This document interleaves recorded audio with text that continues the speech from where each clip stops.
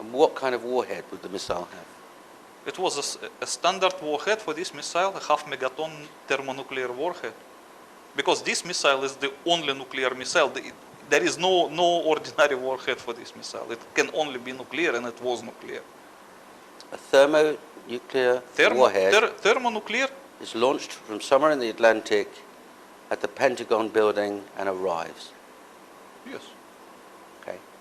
And in your opinion, that's the only explanation? Yes. This is the explanation of the mechanics of the Pentagon attack. Yes. And also of the behavior of the US government. Ah. It explains everything. Okay. We'll come to the origins of the missile because in your book you disclose where it's come from and when and how it got to be in the hands of people that wanted to attack the United States. But let's talk for a second about the total events, the chronology. Within 45 minutes, 2 explosions, they say planes hitting, you say explosions at the World Trade Center. A missile attack on Washington, and then a short time after that, a plane crashing in Shanksville, Pennsylvania. What do you say happened after the Pentagon attack? Oh, this is a little bit complicated story.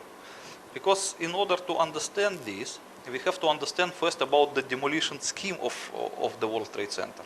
Okay. Otherwise, it will not be easy to explain. Let's do it this way.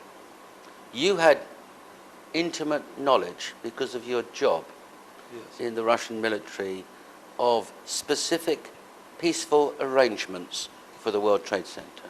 Yes. In the Soviet Union, there was a knowledge of inbuilt nuclear demolition idea of the World Trade Center. So, okay, let's call it nuclear demolition scheme, if it is correct, as I call it in my book. What would be the purpose of that?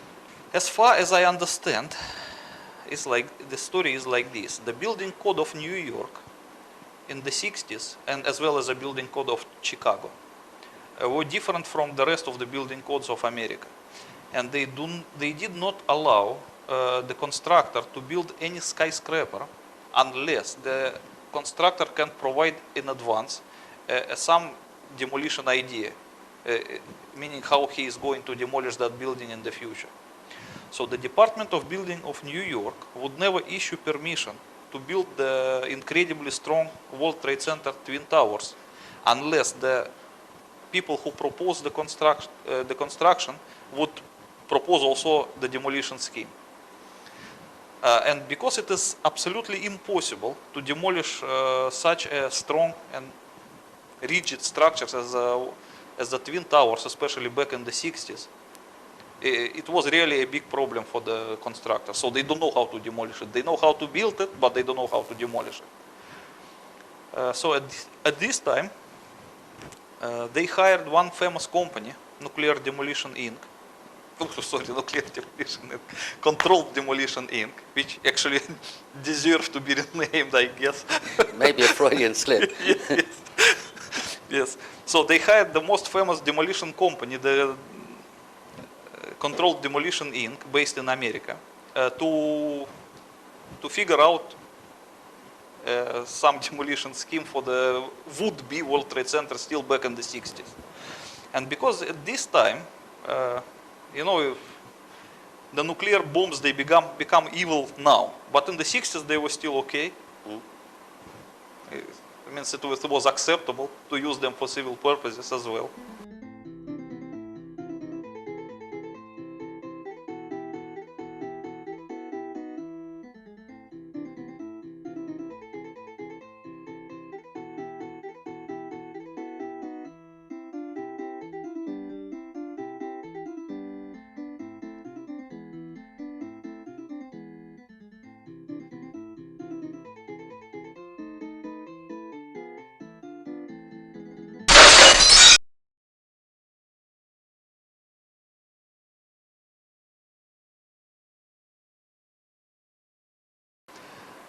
And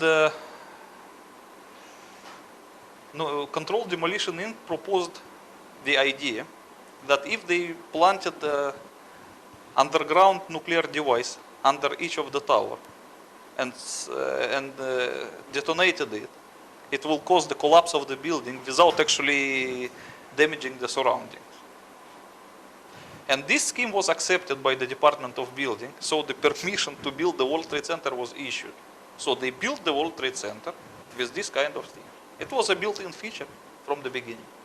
How would the Russian intelligence know about it? First of all, there was an agreement which is called Peaceful Nuclear Explosions Treaty between the Soviet Union and the United States of America. And in this agreement, they have a limitation and mutual obligations in regard to so-called peaceful nuclear explosions.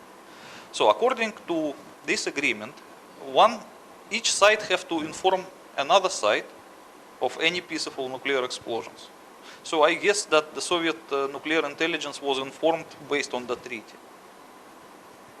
And the Sears Tower in Chicago? Yes, the Sears Tower in Chicago has the same kind of feature, also designed by the Controlled Demolition Inc. Okay. To a layman, it does seem mad, frankly, that here we have the World Trade Center where thousands of people live and work, surrounded by other places where people live and work, that there might be a nuclear device underneath standing by to be used in case it requires demolition. That does seem to the layman quite mad. Would it be a safe thing to do? So it's really a mad idea. But it was, otherwise they cannot get the permission to build it. But there must have been a reason for peaceful nuclear demolition treaty to be agreed between the Russians and the Americans. The Russians must have had similar arrangements for peaceful use of nuclear First of technology. all, this is what you call a nuclear demolition, peaceful nuclear demolition treaty. It's a peaceful nuclear explosions treaty. It has nothing to do with the demolition. So peaceful nuclear explosions in the Soviet Union, they were never used for demolishing of anything. They were primarily used for making lakes, artificial lakes, canals, tunnels, and gas holders. Because it's a perfect thing to make a gas holder, for example. When you detonate a nuclear explosion deep underground, it will create a cavity with the hermetic walls, which is represented by volcanic glass. And it is a perfect thing to keep gas under pressure.